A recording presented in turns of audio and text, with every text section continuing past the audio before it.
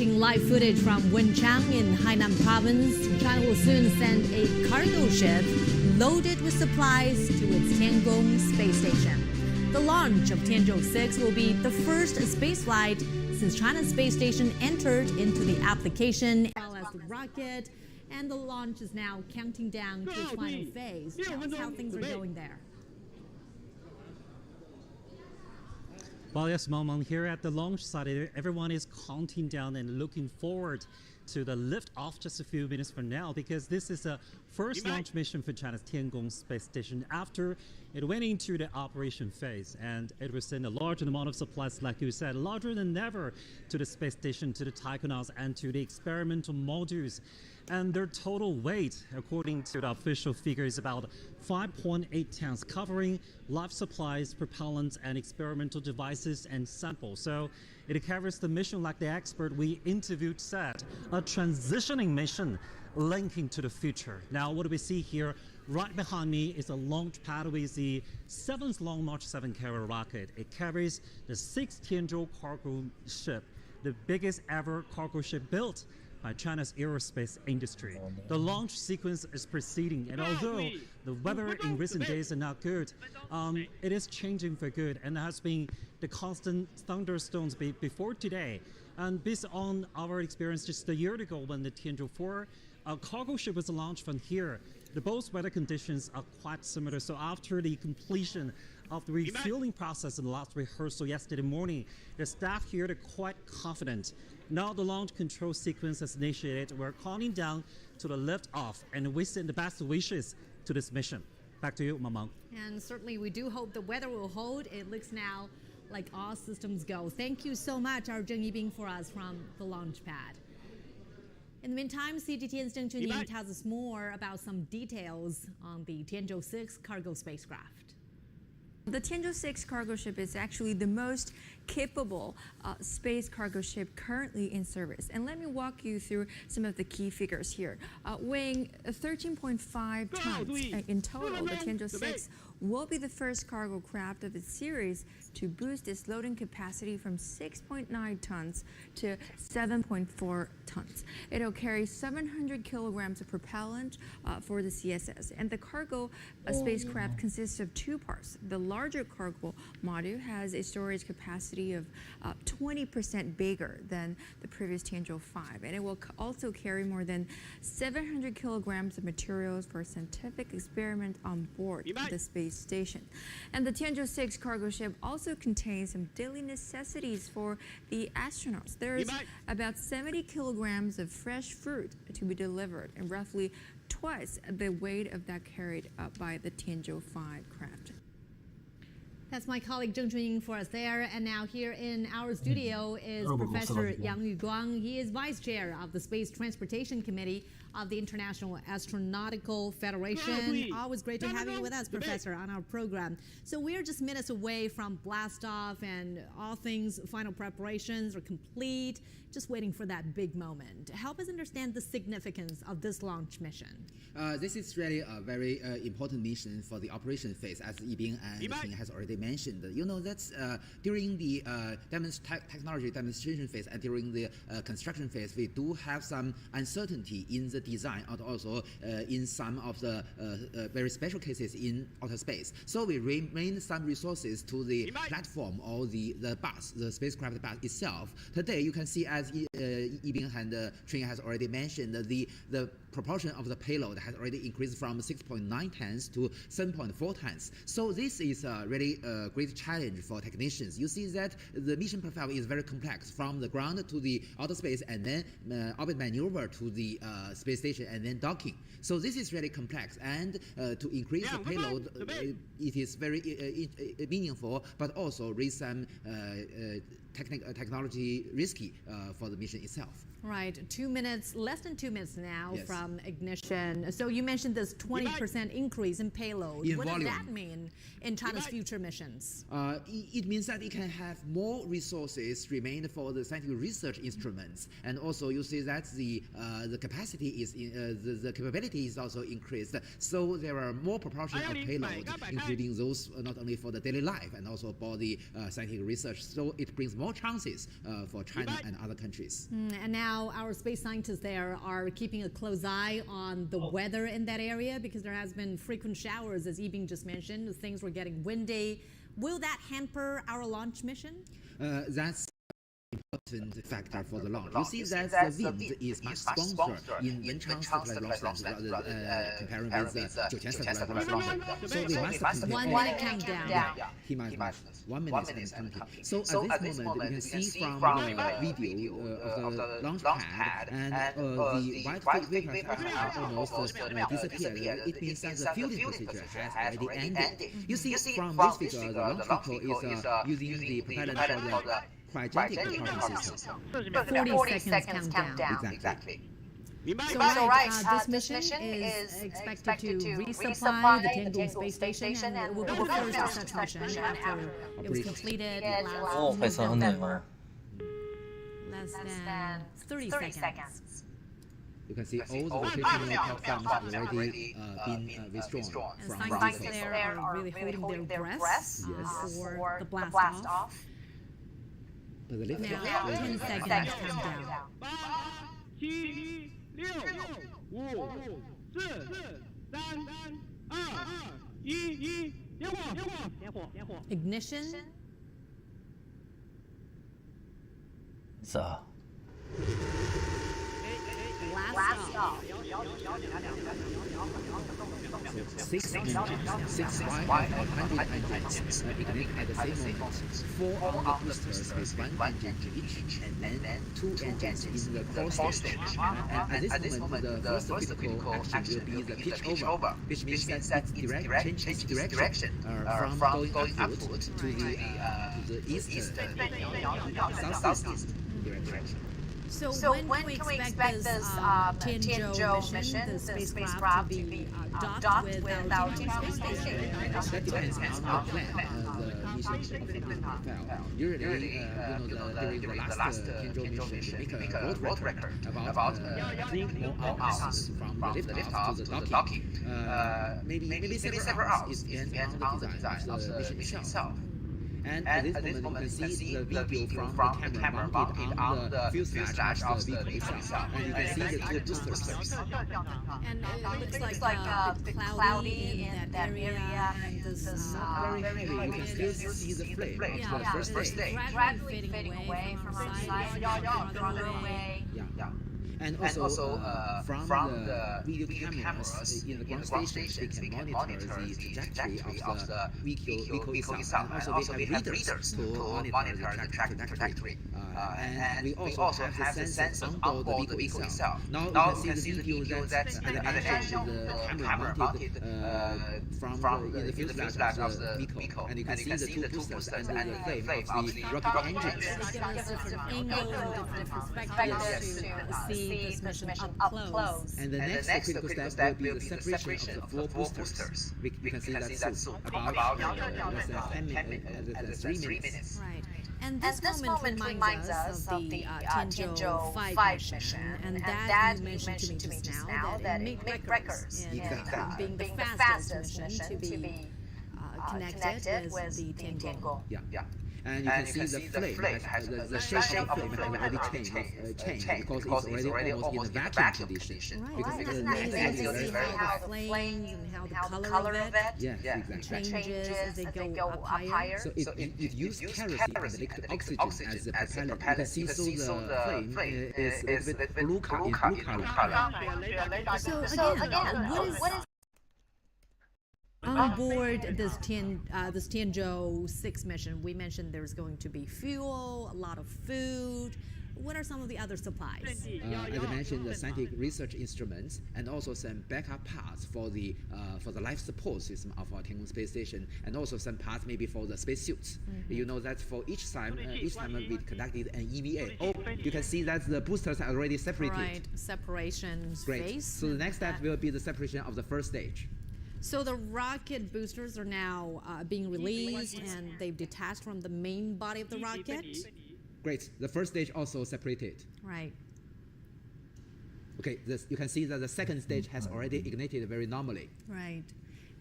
While this process is, of course, crucial in sending large vehicles into space and helping protect the payload. And the next, as you mentioned, the next step will be the jettisoning of the payload fairing, because it is already out of the atmosphere. Oh, this is a camera inside the payload fairing. Right. You can see the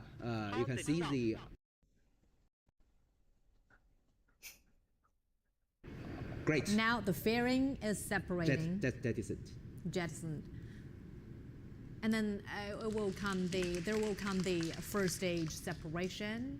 This is already, which means that it's already, the altitude is already high enough and do not have much aerodynamic forces acting on the body. So it do not need the payload fairing and to save the energy. So the rocket itself has the power to push itself against the atmosphere. Is that correct? It has the power, but the aerodynamic forces acting on the spaceship is already low enough because strong aerodynamic forces will damage the spaceship.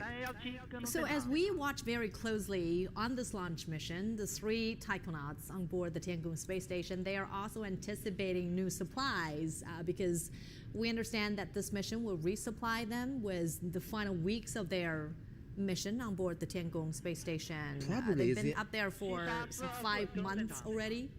Usually for any astronauts, either the ISS or China's Tiangong space station, the visiting of the cargo ship will be the happiest time for them because fresh food arrived. You've got parcel. And also gifts from family members. Oh, they have that on board as well? Exactly. And also, you know that probably our Shenzhou 15 crew are also watching the live coverage. Probably. They have access to our CGTN or some other?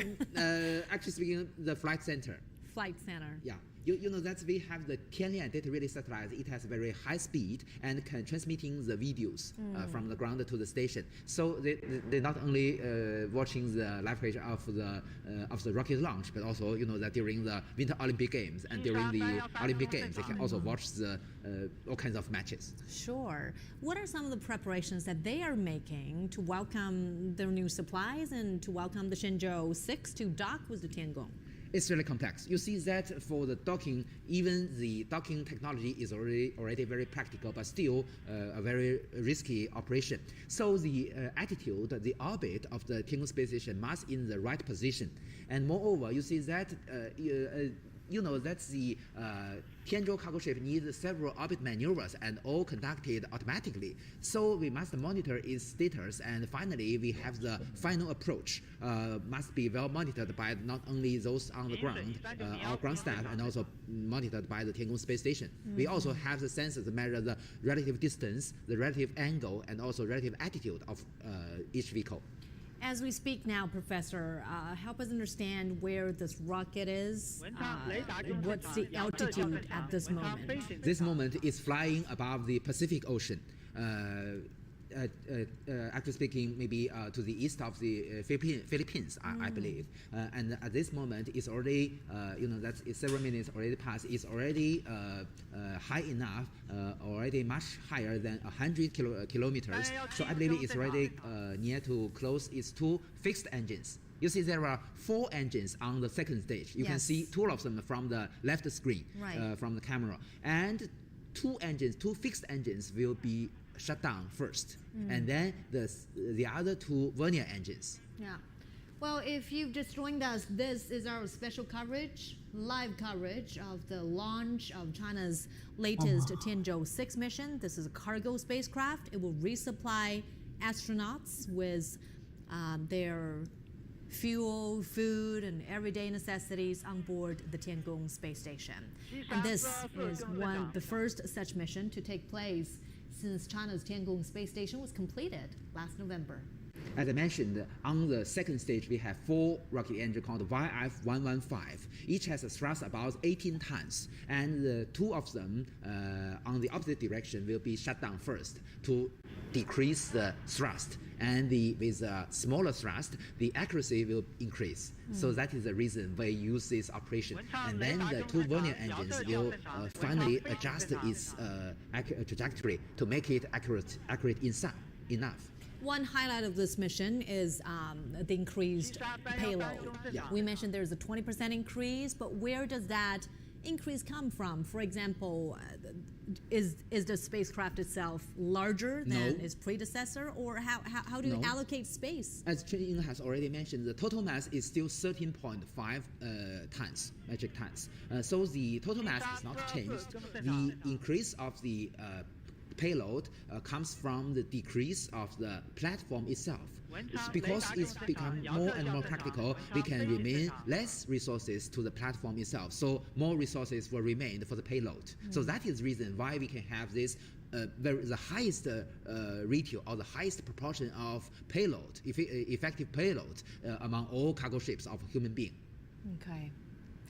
What does this increased payload mean for China's future missions? For example, will that mean less frequency in the launch of cargo spacecraft? Exactly. And also there are other options to have more scientific research experiments. So both are very possible, and also it can reduce the cost. And of course, our taikonauts will be better off there when they carry out their missions. Yeah, as you mentioned, maybe more fresh fruit. There were some reports about the possibility of sending a big refrigerator up there to the Tiangong space station to make sure that our taikonauts there have, Okay, better you can see that the choice of fixed diet. engines are already shut down. Right. Yeah. So next will be the shutdown of the vernier engines. This is the first stage separation? No. It's still the second stage. Okay. As I mentioned, there are 4 engines on board the second stage. 2 will be shut down. Already shut down the first 2 engines, and then the other 2 engines. Okay. The vernier engine also. So the next step will be separation. Great. Separation. You can see the video from the second stage, the Right. separation of the cargo ship itself. So now we can see the Long March 7Y7 rocket is detaching from the Tenjou-6 capsule, and we've been hearing applause from the control center of And this from mission. this video, you can see that the attitude control engines on the Tianzhou cargo ship is already working. So is the Tenjou-6 approaching its way into orbit? It's already in orbit. It's in orbit, and it's doing that all on its own. Exactly. And the next critical step for Tianzhou-6 is to unfolding of its solar panels. Yeah. And that will provide it with the Continuous, energy energy to supply. continue it on this Yeah. journey.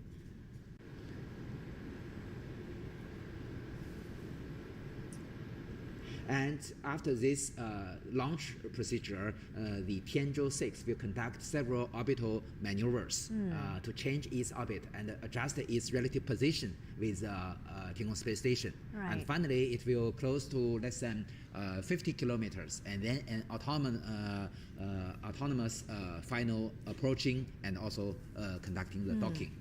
So we were looking at live signal from the command center where space scientists are already shaking hands. We are now 12 minutes after blast off, and usually we'll be waiting for officials there announcing the success of the launch. Yes, but you know that just before the announce of the success of the launch, we need to do some critical steps. Sure. The most important one is to measure and verify the accuracy of the orbital parameters of the Tianzhou cargo ship. This is very critical. You know that the basic requirement to the launch itself is to that the orbital plane of the Tianzhou-6 must be the same comparing with the Tiangong space station. So this is very critical for our launch. So that is the reason why we must conduct a checking of the accuracy of the orbital parameters to make sure that it is accurate enough for the successive operations. Sure. And you know that the accuracy of the And we can now see the Tenjou-6 is stretching out its solar panels. Yes, so this is a 3D animation, but this animation is driven by real data, which means that it represents the real status of the Tianzhou cargo ship itself. Is there any delay setting back the signal? They to do us? have some delays, very, very professional. So although have delay, but it's maybe only several seconds. So we have telemetry data emitted from the vehicle itself to the ground station, and the ground station will send this data to the control center. So in the control center, the 3D animation will represent the based on these parameters received from the vehicle. Right. So, this is the launch of China's Tianzhou-6 mission. This is a cargo spacecraft that will resupply China's Tiangong space station up and running. And the 3 taikonauts on board will be welcoming in their new supplies, their experiment equipment, as well as fresh food, which will supply them, keep them going for the final weeks of their mission. They've already been up there for 5.5 months, and we have a new batch of astronauts, a 3-person crew going up there later this month. You can see from the left of the screen is Tianzhou cargo ship. It has 2 parts: the cargo bay, or the bigger cylindrical part, and on the rear part is the propulsion module. This time, the difference from the previous mission is that the cargo bay is bigger. So it's, as you mentioned, the 20% larger in volume, and the propulsion module is become smaller than before. So the total length is still 10.6 meters, and the total mass is still 13.5 metric tons. So it not changed, but the efficiency has raised. Right. So with limited space, there has to be a trade-off in what you want to carry and how much you want to carry. Quite right. So it do not, because the orbit maneuver procedure has already been very, very practical, so we don't need so much propellants compared with the previous missions. So only a limited amount of propellants are used for this mission, and moreover, even some of the propellants will be pulling to the station. Right, you mentioned there's going to be a resupply part. The fueling, yeah. So the cargo also not only including those objects in the cargo bay, but also some propellants. It is very interesting. This time, the difference from the previous mission, the resupply also including some of the propellants for the electric thrusters on board the station. You know that China's Tiangong space station is the first one in the world that adopted the electric propulsion system. So the xenon is the propellant for this electric propulsion system. So this time also some xenon tanks will brought to the station and filled to the Tiangong space station for the what we call the Hall effect thrusters, which has very, very high efficiency comparing with the chemical reaction rocket engines. Sure. Professor, correct me if I'm wrong. So will the taikonauts on the Tiangong space station be welcoming in more food but less fuel? Is that the idea? Quite right. Okay. More fruit, and more gifts, and more scientific research instruments, and less propellants, because we don't need so much propellants than before. But propellants are also a very critical part of very the critical, mission but in you know space. that we do have sufficient propellants for the orbit maneuver of the whole station.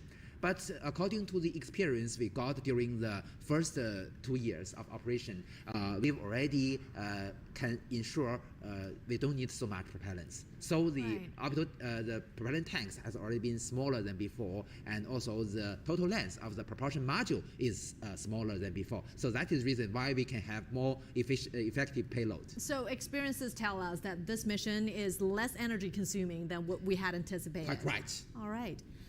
Professor, thank you so much for joining us on our special coverage of the launch of China's Tianzhou-6 mission. And we are now 16 minutes away from the launch moment. I want to get your assessment on the overall preparation of this launch. Why did the space scientists were so devoted and so dedicated to this mission? You know, that's during the technology demonstration phase from 2020 to 2022, and during the construction phase, we paid more attention to the station or the platform itself. We must verify many new technologies facing the challenges of the uncertainties, but this time we can pay more attention to the scientific research itself, because we've already mastered these technologies, and also the whole mission procedure becomes more and more practical. So there do have some uncertainties, but much less than before. So that is the reason we have the chance, we have the resources, and we have the volume for the scientific research payloads this time. And from previous experiences, usually officials on the ground will be announcing the success of the mission about 20 minutes after launch. Can we expect the same to happen this time?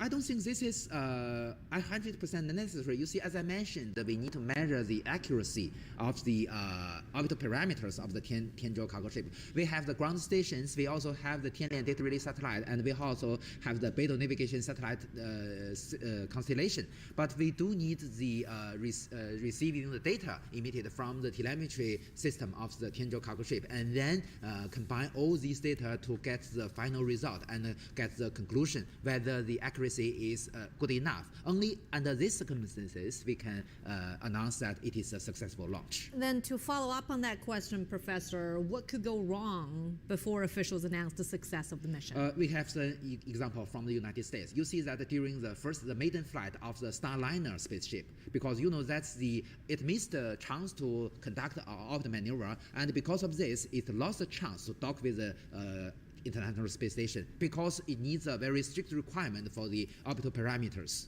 So anything wrong happened to the even if it already entered the orbit, if it is not accurate enough, it do not have the chance to dock with its object. All right. And now, Professor, let's take a look at this together. The chief designer of the Tianzhou cargo ship for China Space Station has spoken to CGTN reporter Zheng Yibing exclusively about the new group of the spacecraft. Take a listen to this.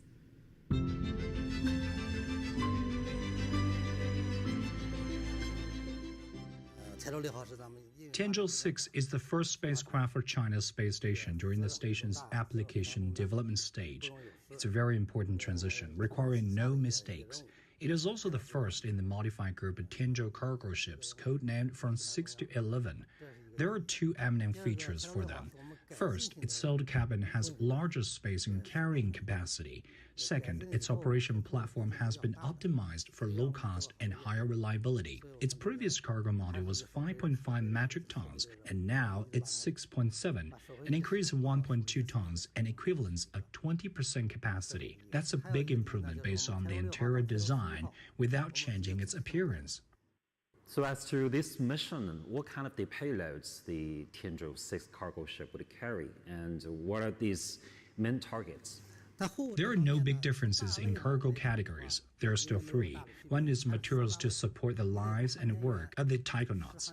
One is to support the operation of the space station, like propellants and maintenance and repair parts.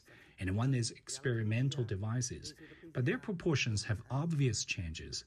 During the application stage, the experimental devices, samples, and facilities take up a pretty big percentage in the cargoes of the Tianzhou spacecraft. And those supplies for taikonauts are mainly for the upcoming Shenzhou 16 crew, and these supplies will meet the needs of 3 taikonauts for 9 months. So it means that supplies for 1 month would serve as backup.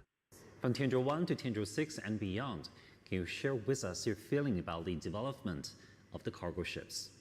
Among them, Tianzhou-1 and 2 belong to a group with 2 serving as backup. Tianzhou-1 docked with the Tiangong-2 space lab, and Tianzhou-2 made adaptation to dock with the core module space station. Tianzhou-3, 4, and 5 were in the same group, and now Tianzhou-6 till 11 are in the same group. In the future, we will make 6 ships in the same